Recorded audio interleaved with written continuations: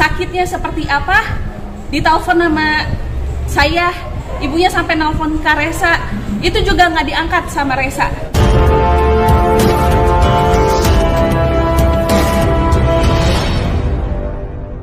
Pada hari ini saya datang ke Polres Jakarta Utara untuk klarifikasi dari perkembangan hasil penyelidikan ya atas kasus penipuan yang melibatkan Resa Herlambang.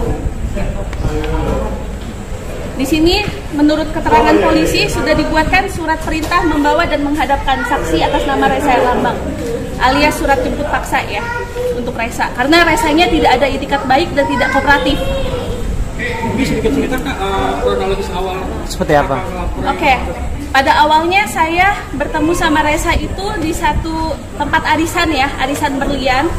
Akhirnya karena saya sudah rilis single pertama yang saya beli sama keponakannya Mas Anang Hermansyah, saya mau rilis single kedua. Saya tanya sama Mas Resa Herlambang, apakah beliau bisa nulis lagu apa enggak? Menurut keterangan dia bilang bisa. Akhirnya saya memutuskan untuk tukeran kontak ya sama Mas Resa. Cuma setelah saya tukeran kontak sama Resa dan di Hard Rock Cafe kita ketemu, dia minta 50 juta untuk satu lagu. Akhirnya saya kasih pelunasan beberapa hari kemudian. Setelah itu beberapa hari kemudian dia banyak alasan. Alasannya dia lagi sakit, sampai saat ini nggak ada surat kerjasama dan kontrak lagu segala macam nggak ada gitu loh.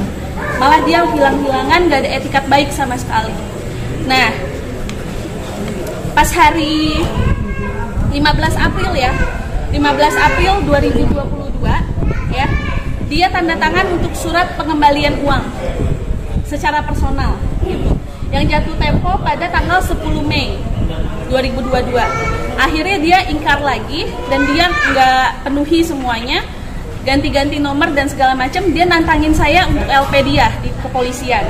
Akhirnya saya melakukan LP tertanggal 11 Mei setelah jatuh tempo itu, sehari kemudian. Setelah LP, proses sekarang berlanjut.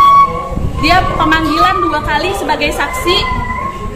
Dia mangkir pertama, panggilan ketiga dia datang, dia tanda tangan lagi surat pernyataan kesanggupan untuk membayar gitu. Nah, setelah dia tanda tangan, ini jatuh tempo tertanggal 7 September ya. 7 September 2022 sampai saat ini dia mangkir dari kepolisian gitu loh. Jadi yang saya minta Resa Herlambang etikat baiknya aja lah di mana gitu. Saya udah nggak mau hitung semuanya yang kamu bawa-bawa ibu kamu, sakitnya ibu kamu, sampai uang lebarannya, uang kue, ibunya jualan kue waktu lebaran ya. Uang kue lebaran ditilep sama Resa Herlambang gitu loh. Saya udah nggak mau hitung semuanya. Jadi yang saya hitung jujur hanya uang kerjasama gitu. Dengan uang iPhone senilai 19 juta. Dengan total 69 juta. Sebenarnya memalukan sekali ya gitu loh untuk Resa dengan total 69 juta aja sampai minta dilaporkan ke polisi. Tapi saya nggak punya pilihan lain karena dia nggak ada etikat baik sama sekali. Ini Mbak, ini kan sekarang mulai bermunculan ya korban-korbannya. Salah satunya Mbak juga. Apakah karena baru sekarang speak up karena berani? Sekarang karena udah ada korban yang lain juga muncul atau gimana? Jadi saya ini sebenarnya melaporkan Resa itu kan jauh sebelum dia viral ya, gitu loh. Nah, karena saya lihat podcastnya dia di mana-mana selalu dia minta untuk dilaporin ke polisi seolah-olah nggak ada yang berani ngelaporin dia. Saya akhirnya muncul karena saya mau menunjukkan kepada publik gitu loh.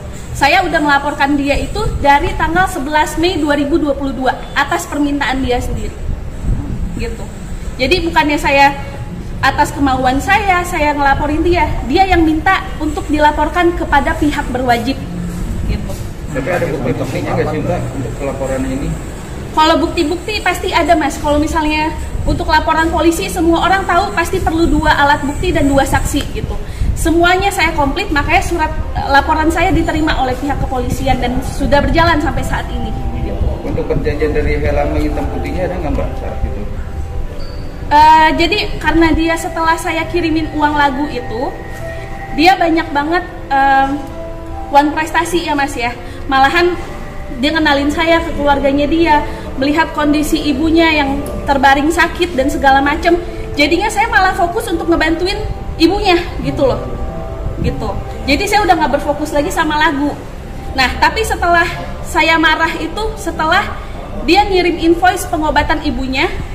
Waktu itu dia minta bantu saya, ibunya mau check up ke Prodia. Saya transfer dia, memang nggak banyak jumlahnya, 2 juta.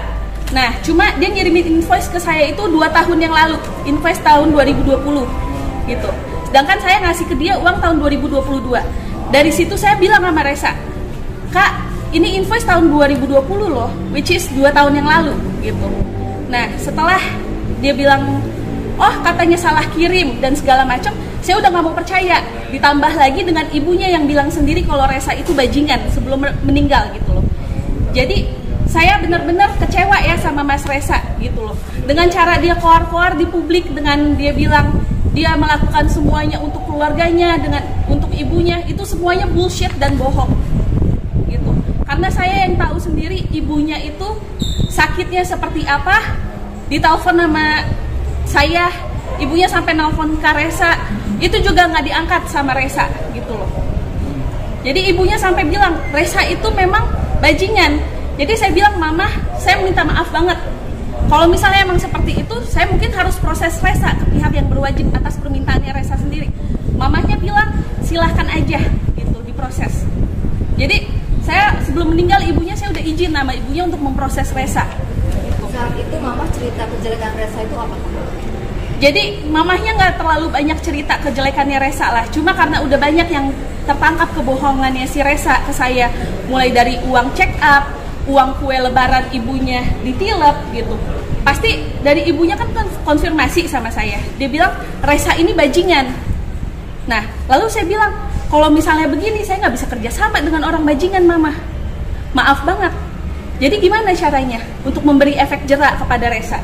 Apa saya harus melaporkan Resa ke polisi sesuai dengan permintaan dia? Mamahnya bilang silakan aja lakukan sesuai kemauan kamu, Cleo. Gitu. Terakhir komunikasi dengan Resa? Saya udah nggak ada komunikasi dengan Resa. Terakhir itu saya komunikasi dengan Resa waktu ibunya meninggal. Almarhumah ibunya meninggal, saya mengucapkan turut berduka. Cuma saya minta sama dia tetap dia lakukan etikat baiknya dia yang sesuai dengan pernyataan dia di pihak kepolisian ya, gitu. Ini bisa lihat, ini jatuh temponya ini tanggal 7 September, sebelum, kalau nggak salah semingguan sebelum ibunya meninggal, gitu. Jadi saya bilang, walaupun ibu kamu lagi meninggal, saya minta kamu tetap tolong penuhi dong. Nah, ternyata setelah dari itu, balasan chatnya ke saya malah sangat nggak manusiawi banget. Dia bilang sama saya nggak mau urusan lagi sama kamu, biarkan urusan saya sama pihak yang berwajib gitu. Jadi saya diblokir dan dia ganti nomor lagi gitu. Berarti setelah laporan itu belum ada komunikasi lagi pas Juni 2020? Nggak ada komunikasi sama sekali. Dan sama pihak berwajib pun, pihak berwajib sama sekali nggak ada dikasih komunikasinya. Berarti Resa belum memenuhi panggilan? Belum, sampai sekarang dia masih mangkir ya dari polisi, makanya keluar surat jemput paksa dari pihak kepolisian tertanggal 24 Januari. Mbak, tapi ada apa sih buat apa memang dia janji manis, orang mulutnya manis atau seperti apa? Gini, sosoknya Resa waktu saya kenal dia memang saya lihat dia lagi susah lah secara ekonomi. Saya sebagai manusia pasti saya paham dengan beberapa berita juga yang udah teman-teman saya alamin. Tapi yang namanya manusia pasti selalu dikasih kesempatan untuk berubah sama yang Maha Kuasa. Saya waktu itu berharap, saya kasih pekerjaan ke Resa, saya berharap banget dia itu mau berubah. Karena sesuai dengan omongannya dia mau berubah untuk ibunya, untuk keluarganya, dia mau bangkit lagi. Tapi ternyata kesempatan demi kesempatan yang dikasih sama beberapa teman yang udah kerja sama dia, selalu dia kecewakan gitu. Dan alasannya untuk ibunya sama sekali nggak benar. Karena saya tahu sendiri ibunya lagi sakit pun masih jualan kue hampers lebaran gitu. Ini kan korbannya Resa sendiri itu memang apa karena hidupnya gaya hidup dia saya kurang tahu ya, cuma beberapa kali dia ada meeting sama orang radio, sama orang mana, dia minta saya yang untuk bayarin gitu. Saya pikir karena waktu itu saya mau ngebantu dia untuk maju lagi, saya udah nggak mau hitung semuanya gitu loh. Kalau misalnya dia melakukan itu untuk foya-foya dan lain, biar aja dia sama Tuhan yang tahu. Yang saya tahu, saya merasa tertipu oleh Resa, dan memang pengaduannya ini adalah kasus penipuan ya. Jadi otomatis tersangkanya disebutnya penipu. Nggak mungkin kasusnya penipuan terus tersangkanya pembunuhan gitu atau pembunuh, kan lain. Korban-korban yang lain pun juga ada Mbak, tapi dia tidak melaporkan Mbak. Mbak sendiri sudah untuk melaporkan itu karena memang udah kecewa banget bagaimana Mbak? Gini, karena korban-korban yang lain setahu saya itu sudah dari 8 sampai 9 tahun yang lalu ya, dan mereka nggak punya bukti yang kuat. Kita nggak pernah tahu doa siapa yang diterima sama Tuhan atas kejolimannya Resa. Mungkin dia harus berakhir di kantor polisi atas kesombongannya dia, ya lewat saya mungkin. Tapi kan dia datang ke Polres dengan melas, dengan dia merasa kayak prihatin. Mbak sendiri menilainya apa sih? Emang karena dia posisinya ikut orang yang begitu Mbak? Memang dia seperti itu, makanya saya berani speak up saat ini dan memang saya sudah ada bukti laporannya di kepolisian. Kenapa? Karena saya tidak mau ada korban-korban selanjutnya ya dari Resa Herlambang gitu. Karena sudah terlalu banyak orang yang jadi terlilit utang juga, hidupnya susah, semua karena dia gitu loh. Yang Mbak tahu Mbak, korban-korbannya lebih dari 1 orang apa ada berapa sih Mbak yang Mbak tahu? Yang saya tahu dan udah konfirmasi sama saya ada 4 orang ya. Yang paling kasihan itu yang disuruh minjem pinjaman online sama Resa senilai 5 juta. Sampai saat ini orangnya dikejar-kejar sama pinjol gitu. Uangnya yang pakai Resa Herlambang. Itu yang paling kasihan. Dia waktu itu alasannya untuk biaya orang tuanya katanya. Tapi yang saya tahu kayaknya enggak, bukan untuk ibunya. Tapi dia selalu meminta uang dalam arti Menjual nama ibunya. menjual nama ibunya atau kayak gimana? Itu yang akhirnya bikin kita kecewa gitu loh. Karena selama ini kita yang paling tahu, karena kita juga melihat sendiri kondisi ibunya sebelum meninggal ya, almarhumah. Kita melihat sendiri bagaimana ibunya itu masih jualan kue, hampers lebaran dengan untung cuma 25.000 gitu. Sekarang dia koar-koar masih menggunakan nama almarhumah ibunya, itu yang bikin saya kecewa banget sama Resa. Korban-korbannya sendiri maksudnya orang terdekat atau gimana sih Mbak? Gimana Mas? Untuk korban-korbannya orang yang dia kenal aja, apakah orang yang baru dikenal juga kenal? Saya baru kenal sama Resa udah kena Mas gitu, karena saya kenal sama Resa di satu acara dan langsung saya mau ada kerja sama dia, tapi akhirnya malah dilibatkan ke keluarganya dia gitu loh, jadi nggak profesional sama sekali. Mbak, seandainya kalau duitnya itu dibalikin Mbak memaafkan atau menarik proses hukumnya ini Mbak? Gini, saya udah kasih kesempatan sama Resa 2 kali ya, dan dia selalu mangkir. Saya minta sama Resa kalau uang itu bisa dicari. Toh saya bikin lagu juga bukan untuk mau jadi artis atau yang lain-lain. Karena single saya yang pertama juga saya nggak promoin gitu loh. Saya bikin lagu memang karena hobi saya aja. Tapi kalau misalnya dia sudah mangkir terus, one prestasi dan lain-lain, saran saya sama Resa, sebelum kamu pegang uang itu untuk mengembalikan etikat baik kamu sama saya, mendingan kamu jalani aja proses hukum yang ada gitu. Uang bisa dicari tapi rasa kecewa dibayarnya pakai apa? Tapi untuk lagunya sendiri udah dikasih apa belum? Sama sekali nggak ada Mas, karena surat kontraknya aja nggak ada. Surat kontraknya itu yang saya tunggu-tunggu dari saya setelah transfer ke dia, surat kontraknya sama sekali nggak ada dikasih ke saya. Kenapa percaya begitu aja Mbak? Karena waktu itu yang menjamin manajernya. Dan info yang saya dapat dari manajernya yang satunya lagi, namanya Mbak Tini 12 Manajemen, bahwa manajernya yang waktu itu ngedilin sama saya itu dapat 15 juta gitu dari uang lagu saya. Saya nggak mau tahu, yang saya tahu saya transfernya ke Resa Herlambang dan kerjasama dengan Resa Herlambang atas penjamin manajernya sendiri. Kalau sampai sekarang pun dia mau mengelak atau apapun, proses hukum kan udah berjalan gitu kan, semua bukti dan saksi ada gitu. Dan kalaupun dia mengelak, untuk apa dia menandatangani surat kesanggupan bayar? Kalau memang ini semua tidak benar. Ini dia tanda tangan di kantor polisi loh, di Polres gitu. Artinya manajernya juga Semuanya. Karena semuanya yang datang ke saya itu komplotannya Resa, manajernya deketin saya, ngajakin saya jalan, bilang sama saya kasihan dengan keluarganya, kasihan dengan kondisi ibunya. Ternyata setelah saya cross check ke ibunya langsung, itu semua nggak benar. Berarti komplotan dong Mbak? Komplotan. siapa aja Mbak? Yang waktu itu berurusan dengan saya kebetulan Resa Herlambang, Eka Lolita, sama Tini 12 Manajemen. Itu Mbak laporkan juga nggak? Eka Lolita saya seret sebagai saksi ya, sebagai saksi di sini. Karena yang menerima uang dari saya itu kan Resa. Saya transfer ke rekeningnya Resa langsung gitu. Jadi karena Eka Lolita yang waktu itu ngedealing ke saya, jadi saya seret sebagai saksi Eka Lolita Sari. Kalau Mbak Tini waktu itu ya bukan yang ngedealing ke saya. Jadinya saya nggak menyeret dia. Karena saksi saya cuma 2, yaitu tante saya sendiri sama Mbak Eka. Ini kan Resa motifnya selalu bikin lagu ya, bikin lagu lalu menawarkan diri ke korban-korbannya atau gimana sih Mbak? Jadi gini, dia selalu bawa-bawa bahwa dia pencipta lagunya Syahrini, bahwa dia bisa menciptakan lagu yang bagus. Dia bilang nanti masternya di Amerika dan segala macam. Nah, saya pikir sebagai orang yang punya hobi nyanyi, ya udah saya lakuin gitu loh. Berapa emang? 50 juta dia bilang. Oke, deal. Saya transfer hari itu juga. Karena hari itu sebelum saya transfer itu, dia minta-minta sama saya, tolong ditransferin dulu dong, aku lagi sakit, mau ke rumah sakit, mau berobat dan segala macam. Aku bilang, oke, saya transferin, nanti berapa hari kita ketemu ya. Nah, setelah saya transfer, beberapa hari kemudian tetap aja alasan saya sakit, begini-begitu. Sampai akhirnya saya datang ke rumahnya dia, kan di rumahnya ada studio kecil ya. Nah, katanya saya suruh latihan tek vokal di sana. Malah bertemu dengan ibunya. Saya lihat kondisi ibunya malah jadi kasihan dan terus-menerus akhirnya. Sampai 6 bulan gak ada kejelasan. Untuk modusnya itu korbannya sama modus semua? Iya, betul.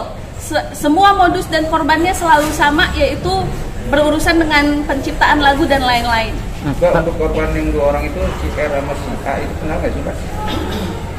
Siapa Mas? Si Astrid sama si Kiana itu kenal nggak? Oh, saya kenal Kiki Kanu itu waktu itu kontak saya dari Instagram jauh sebelum kasus ini viral ya. Jadi dia nanya sama saya, klarifikasi lah. Dia bilang, kamu korbannya Resa juga ya? Saya bilang, oh iya, kenapa memang? Oh iya, saya juga udah 8-9 tahun yang lalu. Akhirnya kita ada kontak lah, bicara. Kalau Mbak Astrid saya baru kenal belakangan ini setelah viral dari TikTok. Gitu. Mbak, ini kan ada surat penjemputan paksa nih. Mungkin iya. Ini berarti Resa udah 2 kali atau 3 kali gak datang? 2 kali mangkir. Akhirnya dilakukan surat perintah membawa dan menghadapkan saksi atas nama Resa Herlambang. Oke, tahan dulu.